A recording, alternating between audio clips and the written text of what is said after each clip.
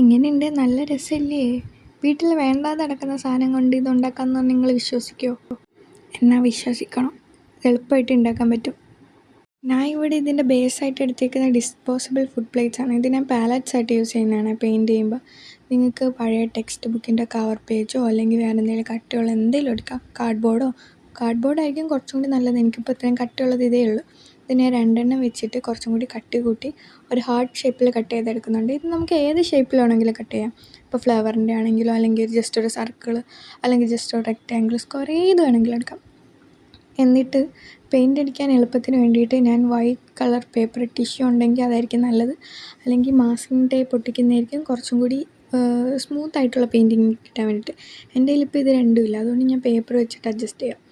എന്നിട്ട് നമ്മൾ ഈ സാധനങ്ങൾ വെക്കാൻ വേണ്ടിയിട്ട് ഈ ഹോൾഡ് ചെയ്ത് നിർത്താൻ വേണ്ടിയിട്ട് സാധനം ഉണ്ടാക്കണം.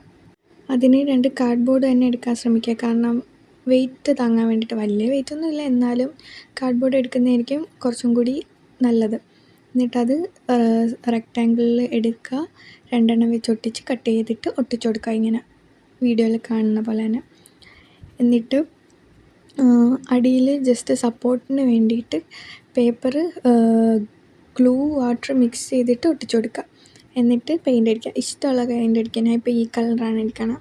ഇപ്പോൾ എൻ്റെ റൂമിൻ്റെ കളറുമായിട്ട് മാച്ച് ചെയ്യുന്നതുകൊണ്ടാണ് ഞാൻ ഇതെടുത്തത്.